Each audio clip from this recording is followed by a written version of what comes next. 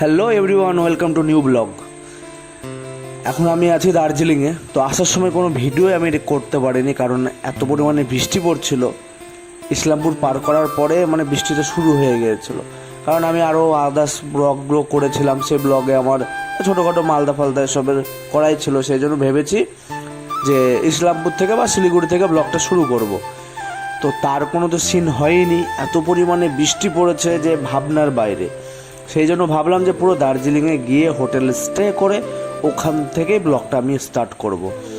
আর এটা আমার পাহাড়ে ফার্স্ট টাইম বাইক নিয়ে আসা, সেই এক্সপিরিয়েন্সটা আমি তোমার সাথে শেয়ার করব।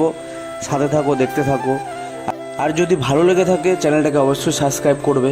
অনেক দিন বাদে আবার ভিডিও আপলোড করছি, কারণ ওরকম করে তেমন বেরানো হয়নি কোথাও। তো অনেকদিন ধরে প্ল্যান করছিলাম যে যাবো কোথাও একটা দিয়ে সবাই মিলে একটা প্ল্যান করলাম যে দার্জিলিং থেকে ঘুরে আসি। এর আগে নর্থ সিকিমের ওদিকে গিয়েছিলাম, সিকিমে। তো বাইক নিয়ে তো যাইনি, তো ভাবলাম যে পাহাড়ে যাই একটু বাইক নিয়ে, যে সেই এক্সপিরিয়েন্সটা করে আসি। তো এর জন্য আর কি বাইক নিয়ে আসা। তো ফার্স্ট টাইম ভাবলাম একটু কাছে ধারে রাইডটা করা যাক। আমার বাড়ি থেকে ওই 600 কিলোমিটার দূরে দার্জিলিং। তো সেই জন্য সবাই মিলে ঘুরতে ঘুরতে চলে আসলাম দার্জিলিংয়ে।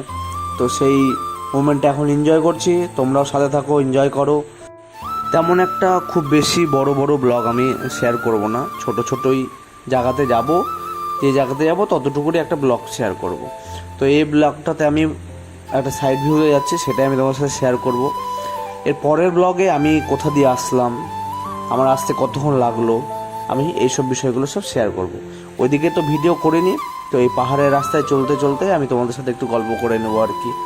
তো এটা আমার ফার্স্ট টাইম, আমি তো খুবই এক্সাইটেড যে আমি একটা পাহাড়ের গাড়ি চালাচ্ছি, এত দূর থেকে নিয়ে এসেছি। আমি তো খুবই এক্সাইটেড, আমার খুবই ভালো লাগছে। আর যে একা একা রাস্তা আসার সময় ভাবতেই পারিনি যে এরকমভাবে বা চালিয়ে চলে যাব বা কিছু।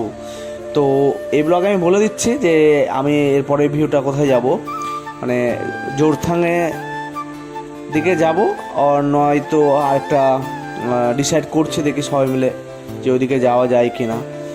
তো বৃষ্টি হলে তো খুবই প্রবলেম হয়ে যাবে, তাও হালকা হালকা বৃষ্টি পড়ছে, রেনকোট তো পরেই নিয়েছে, দেখতেই পাচ্ছ। তো তোমরা এনজয় করো, আর অবশ্যই কিন্তু সাপোর্ট করবে। ব্লগটা ভালো লেগে থাকলে কিন্তু সাবস্ক্রাইব করবে, তাহলে আমি মোটিভেশন পাবো। পরে আরও যত ব্লগ আছে আমি খুব তাড়াতাড়ি তোমাদের সাথে শেয়ার করতে চলেছি।